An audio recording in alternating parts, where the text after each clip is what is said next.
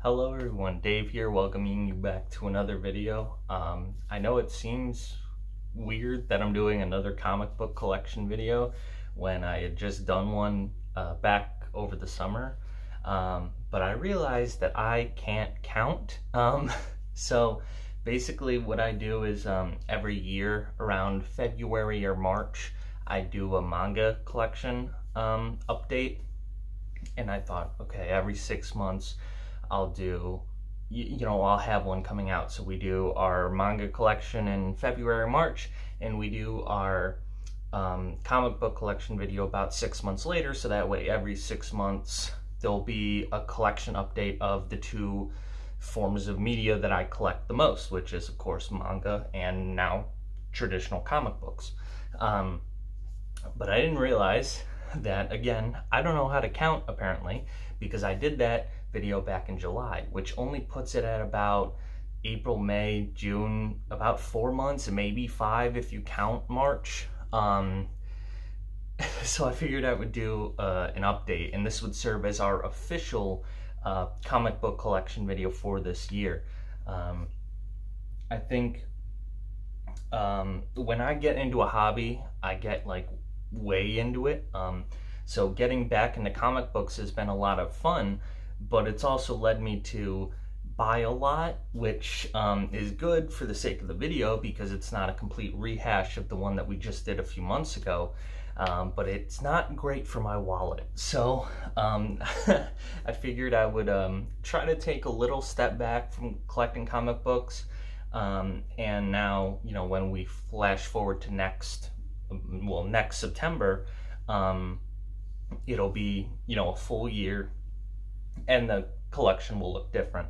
So we've got, March, April, May, June, July, August, September, of course, being 6 months. I just wanted to clarify that, mainly with myself, but also with y'all, if anyone out there was interested in knowing my thought process.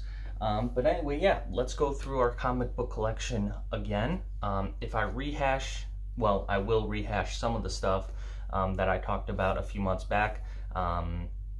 Sorry about that, but we're just gonna go through and we're gonna talk about stuff, and that's, yeah, let's do it.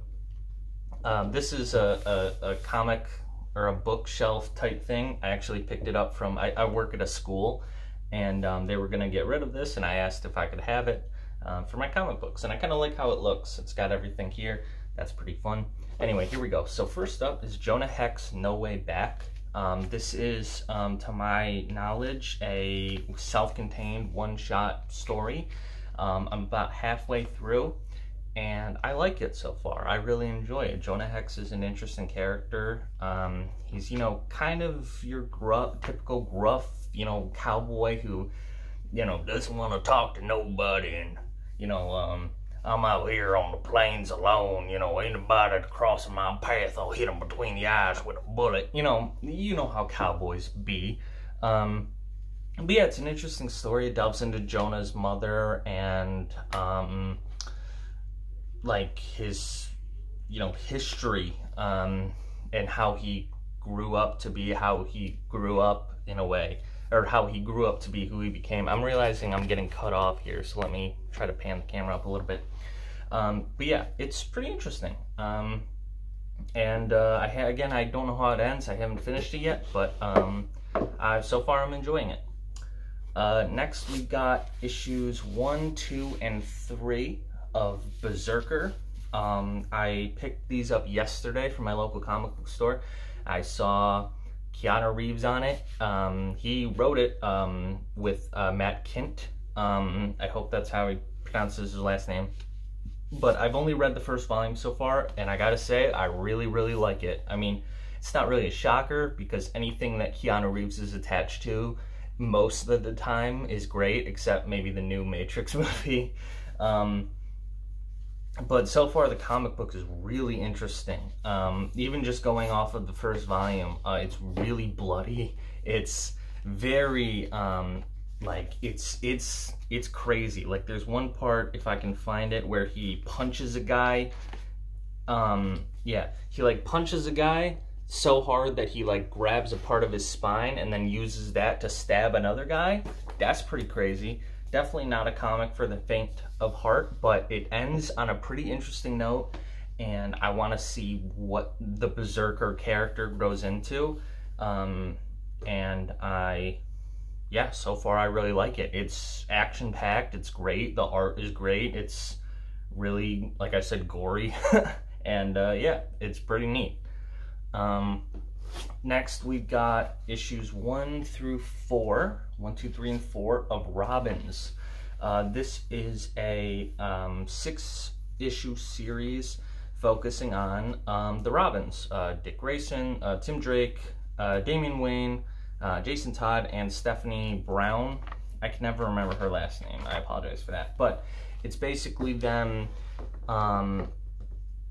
It's a very interesting take on Robins, because they kind of have this overarching question of like, was becoming a Robin, was working with Bruce Wayne for Batman, was that a good thing or was it not? Was it actually like really detrimental to their growing up as children and detrimental to their, I guess, psyche, their, you know, their like being in this, you know, traumatic experiences all the time. I mean, for, you know, they've had to go up against some of humanity's like darkest people, and I mean, Jason Todd freaking died, like, you know, so that's kind of the beginning question, and then they kind of get roped into this, like, this Robin, or this girl who's claiming to be the original Robin, and her, you know, trying to take them down, and through this kind of wacky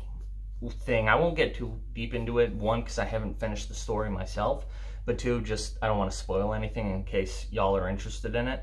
But so far I found it to be pretty interesting, and I'm definitely excited to see how it ends. It's definitely setting up for an interesting ending. Yeah. Next we've got 2 books that aren't really like comics. I mean, they are comics, but they're not like superhero or, you know, whatever. But it's 2 Calvin and Hobbes books. I've had both of these since I was a kid. I love Calvin and Hobbes.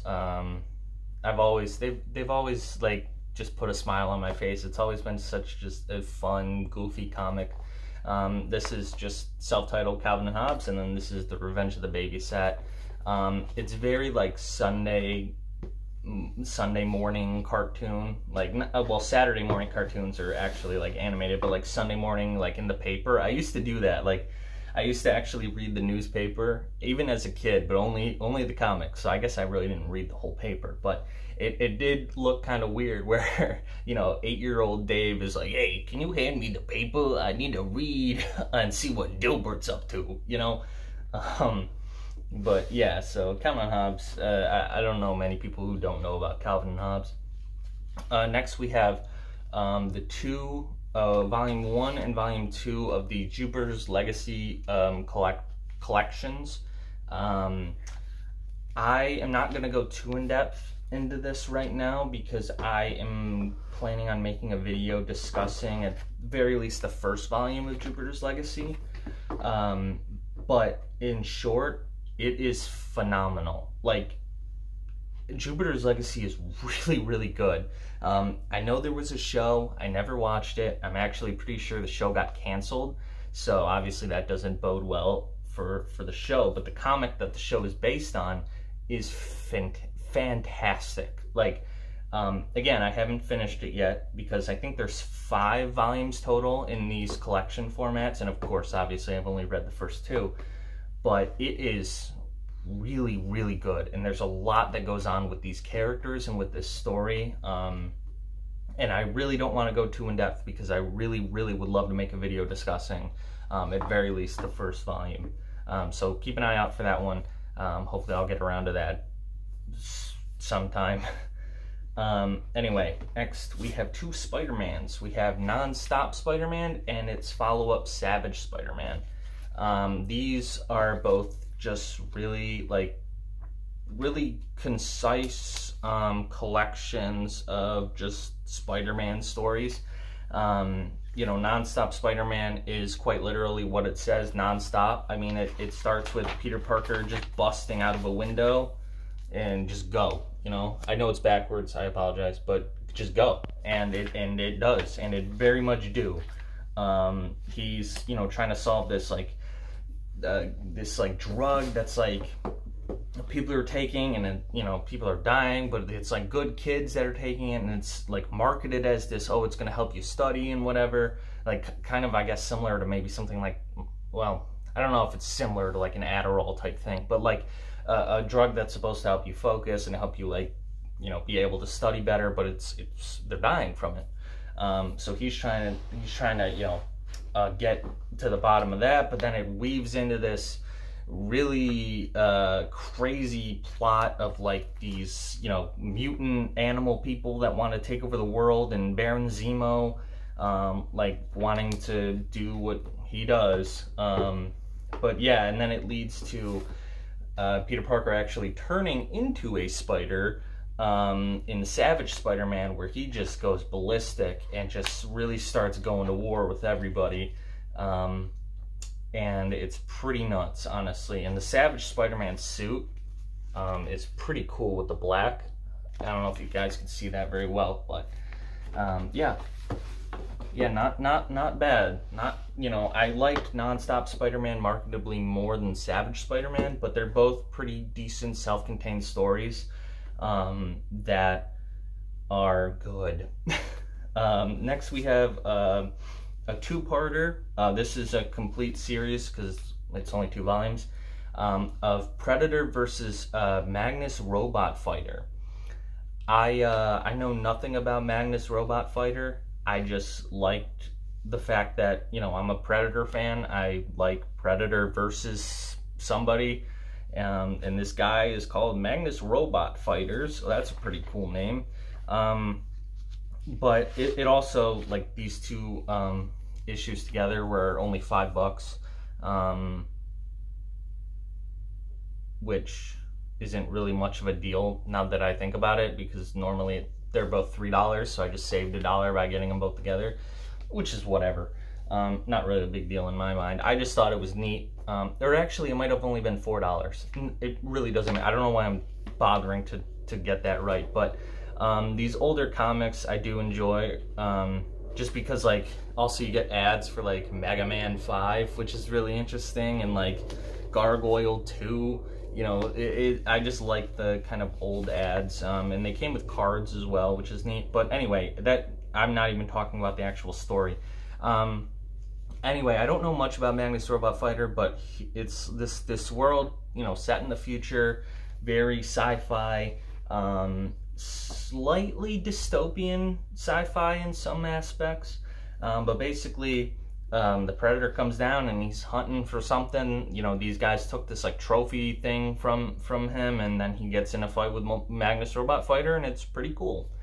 It's really not that deep. It's just a nice little 2-part adventure. That's it, really. Next, we have 2 Green Hornet comics. One is a one-shot Green Hornet, One Night in Bangkok, which is pretty cool. It's very...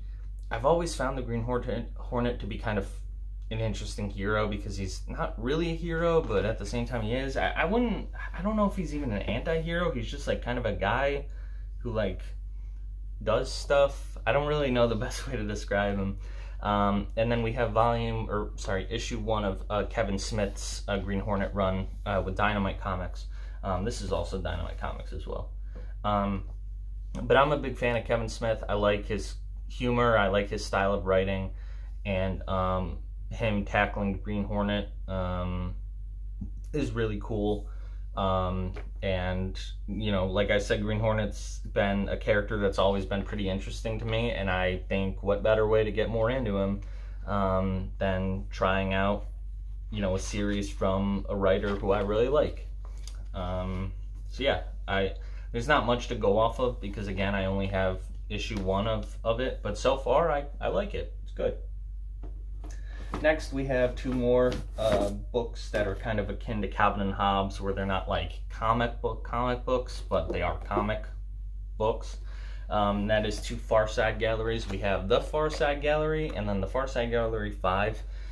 Gary Larson's humor is so funny. I love his wit, and I love his kind of dryness to his humor. It's very inspiring to me, because when I do stand-up, like, that's kind of my style of comedy, is like one-liners, kind of dry, you know, puns and stuff like that.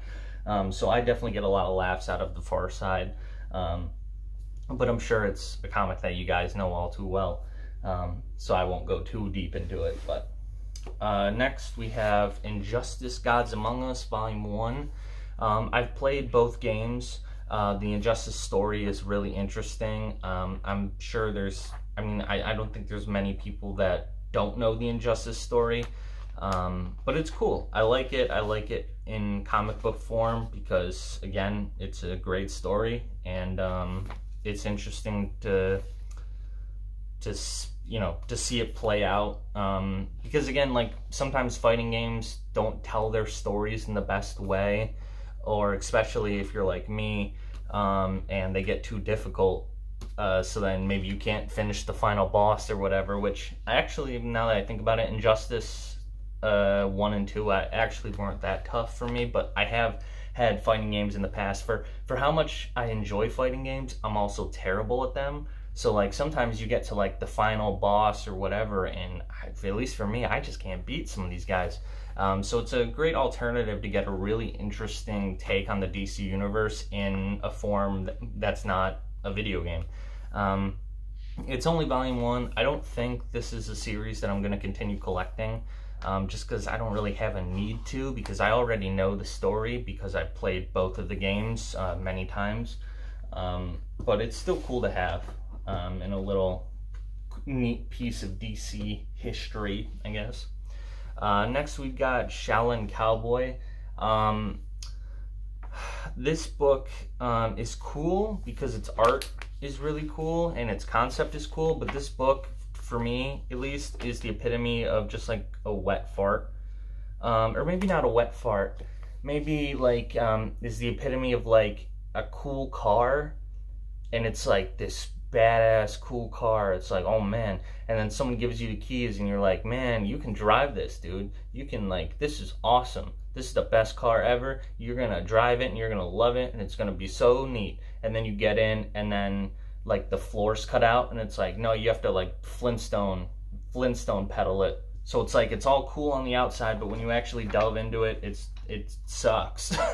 I don't know if I'd go as far to say as it sucks, but it was such a letdown, especially for what I was hoping out of this. But and I don't want to go too in depth because I did want to make a video on Shaolin Cowboy as well, but it starts out with this really cool shootout and all these guys are like trying to kill the Shaolin Cowboy, and it's just like he's going from dude to dude, just bam bam blap blap, you know, you're dead. And then it gets into this really like weird and confusing story that just ends. Like it doesn't even have a wrap up where I'm like, oh, okay, I understand what happened there. It just kind of ends. And maybe I can't really do my video anymore because I kind of just said my rant, but I don't know, maybe in the future I'll do a video where I actually give like the specific details as to why I really was disappointed with Shaolin Cowboy. But I wouldn't even say it's not worth reading. It wasn't even a fun read. The first bit of it was a fun read, and the art is really good.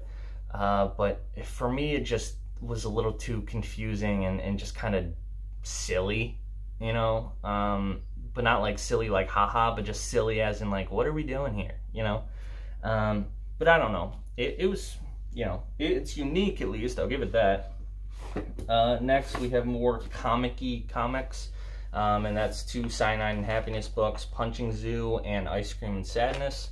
Again, similar to the other ones I've discussed, Calvin Hobbes, Far Side. You know, Cyanide and Happiness may not be as, you know, well, like, I don't want to say perceived, but like well known, I guess, as Calvin Hobbes and the Far Side. But if you've been on the internet for longer than 2 seconds, you've at least seen a Cyanide and Happiness comic before.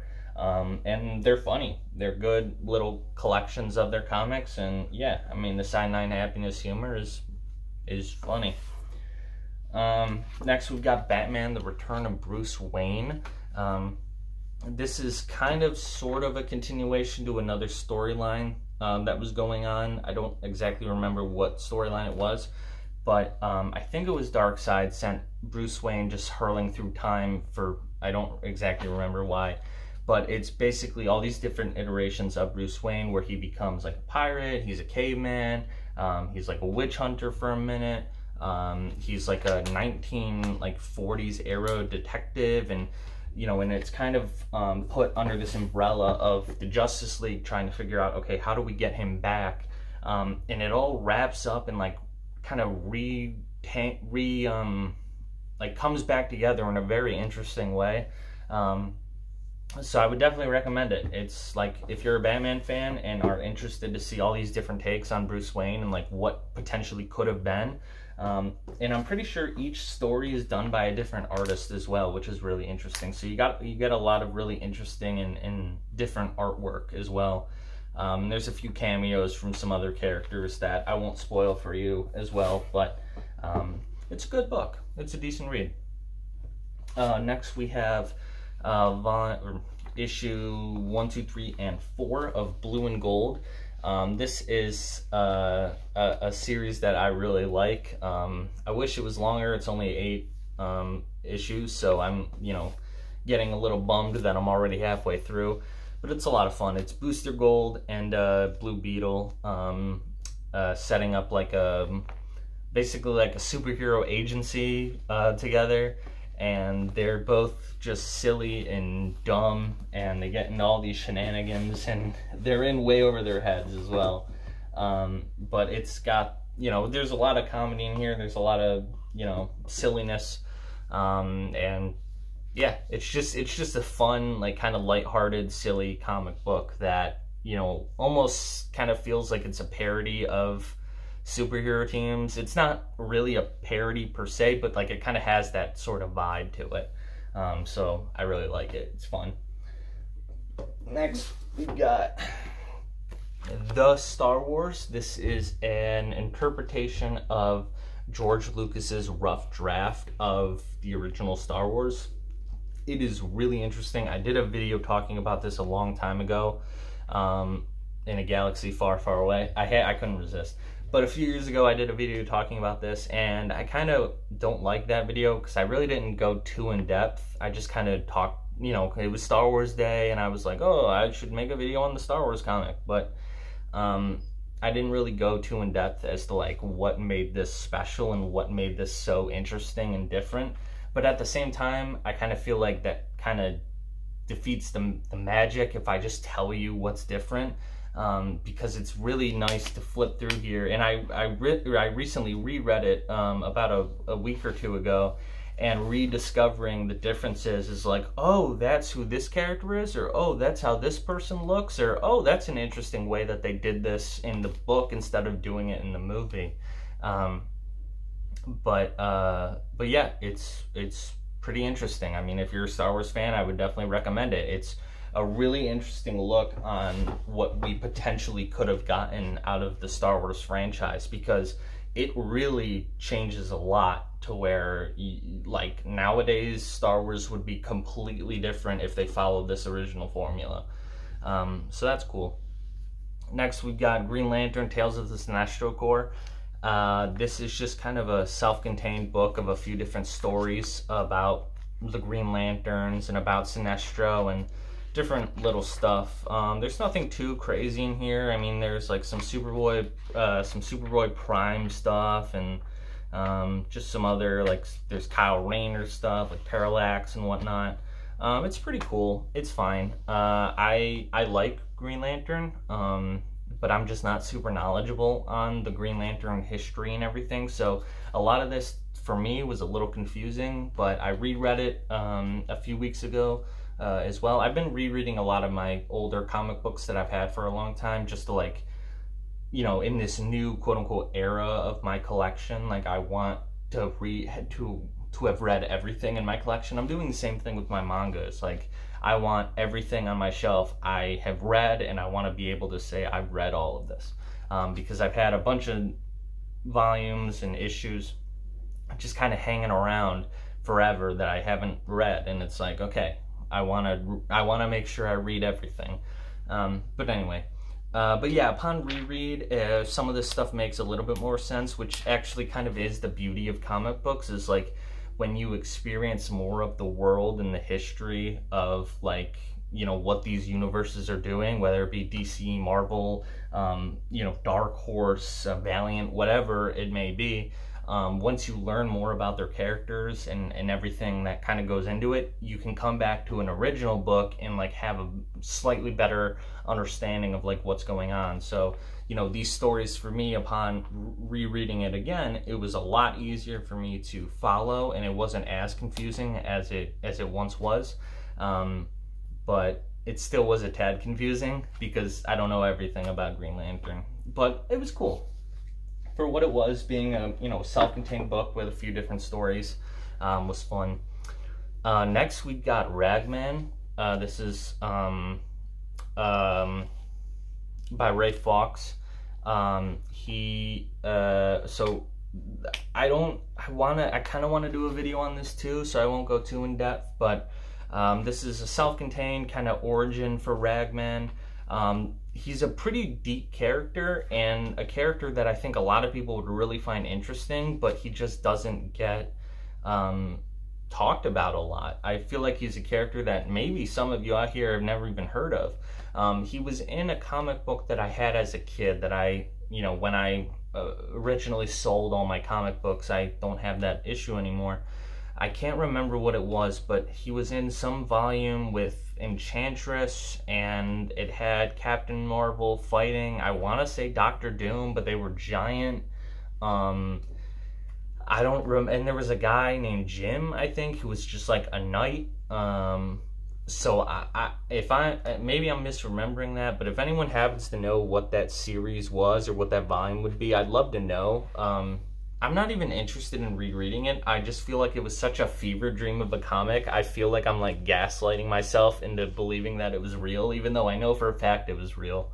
But anyway, I thought Ragman was kind of interesting, like his aesthetic and his powers. So I always thought, you know, when I get back into comics, or you know, when I did get back into comics, I thought, okay, I want to pick up a Ragman book just to like get more of a an insight on this character. And this book, it's just simply titled Ragman. If you were to look for Ray Fawkes Ragman, you might be able to find it.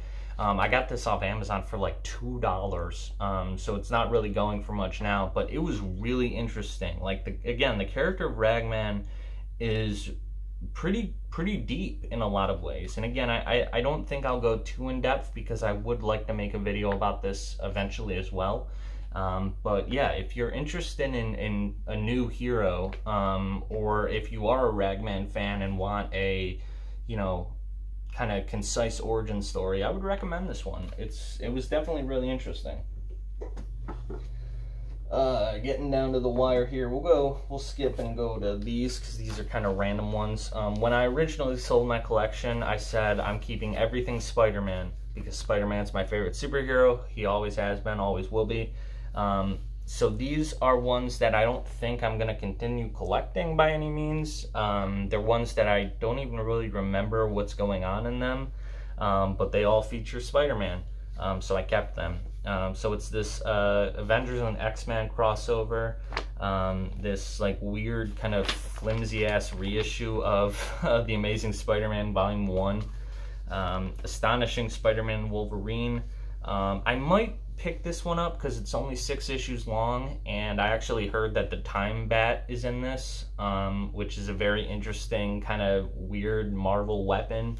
So I might try to pick this one back up. We have Grim Hunt, which is a really interesting Spider-Man storyline, which I also might try to pick back up because Kraven is just an interesting character. But I don't see on here like an issue number, so this might just be like a self-contained story. Or maybe there's more to the Kraven saga that I just don't know, and this is a part of it, because it kind of feels like it's not really the whole thing. But it's, yeah, I don't know, whatever, doesn't matter. And then we have The Amazing Spider-Man 351 with Nova in it. I kind of like Nova. Nova's kind of cool. But yeah, that's it. These are just my random assortment of Spider-Man floppies. But anyway, we'll get back to the actual collection. So now we've got the movie adaptation of Daredevil. I've read and reread this comic so many times because this is one of the first comic books I've ever owned. I don't know why. I didn't really... I mean, the Daredevil movie came out when I was a kid. I thought it was fine. Like, but even... I wasn't like a Daredevil fan. I wasn't like, hey, Mom, Dad, can I get the Daredevil comic? Like, so I don't really know how I got this. But it's kind of interesting that I just randomly own it. But it retells the Daredevil movie in comic book form. And I think does a pretty good job at it. I mean, you know, Daredevil's an interesting character. It's an interesting story. And then it gives you a few little bonuses. Ultimate Daredevil Elektra, a little sneak preview of that. It gives you like a little sneak peek into some Spider-Man stuff and, you know, some Kingpin stuff and whatnot. So there's a decent amount of stuff in here. But yeah, there's nothing else to it. I mean, it's basically, do you want a movie adaptation or a comic book adaptation of the movie? Here you go. A movie based off a comic book, and now a comic book based off of that movie. So that's pretty cool. And then I think this is last but not least for right now, we have Volume 1 of Rye. This is the collection. So this contains the first four issues of Rye. But it's volume 1 out of, I think, 4 in this kind of new run of Rye. But I really love Rye. I love the story of this kind of it's not at all. It's not really steampunky, but this really like sci-fi, like sort of semi-dystopian Japan. You know, Rye as a character is really interesting. He's super cool. I mean, he just jumps through a robot right there. There's a lot of cool art in this, and the story, again, the story of Rye is interesting. Like this overwhelming like father figure, quite literally being like a big brother, but I guess in this case big father. That sounds weird, but like this all-seeing eye that nobody wants to upset, and he like sends out Rye to like do all of this policing and whatnot. And you know, they've gotten Japan to a state where it hasn't had a murder in like 1,000 years or something crazy. And then newsflash, there is a murder. And then kind of weaving in this like what this means for Rye and what his connection to this has been really interesting to go through, and I'm excited to continue this run and see where that goes. Again, I'm only on volume 1 out of 4 of this collection, so it's probably going to take me a minute to finish it up. But yeah, I really enjoy Rye, and I think that run is so far very interesting, and I think will continue to be interesting going forward. But yeah, that's it. This is the official 2023 comic book collection here on the channel for me and my stuff. I feel like I lost a little bit of energy near the end of the video. My voice was starting to go, and also the fact that I'm just very tired. But I hope you enjoyed it. I hope this wasn't too boring. But I also kind of like these videos where I can just sit down and talk and be chill with y'all. So yeah, I hope you guys enjoyed it. Again, come February, March, so September, October, November, December, January, February, 5 months, or March, which is 6. There we go. We got the math right this time. But around then, we'll do an updated manga, and then check back here in another year for the comic book stuff. Well, I mean, don't wait a year. Please watch my other videos. I would greatly appreciate it. But like, if you subscribe and stick around, you know, next thing you know, it'll be next September, and then we'll do an updated comic book collection. But a few ideas for the future. I definitely want to talk about Jupiter's Legacy. I'm thinking about making a review, probably more of a rant of Shaolin Cowboy. and of course Ragman, and that's just on the comic book front. I mean, I still have my series of anime games, or perfect anime games, where I take an anime game, or I'm sorry, an anime and a game format or a game itself, and I mesh them together, and I just discuss what that potential game would look like. It's a series that I really like, and I think could lead to some fun conversation. So that is a playlist on my channel. Feel free to check that out. I would greatly appreciate it. But we've got, you know, other stuff here. We do a lot of anime stuff. We do a lot of manga stuff. But again, I've been slowly getting back into comic books, and I would love to do more on comic books in the future. If you guys have any ideas or want to see anything from me, please feel free to let me know. I would love to hear from you, and I would love the input. It would mean a lot to me. So again, thank you guys for watching, and I'll see you in the next one. Peace.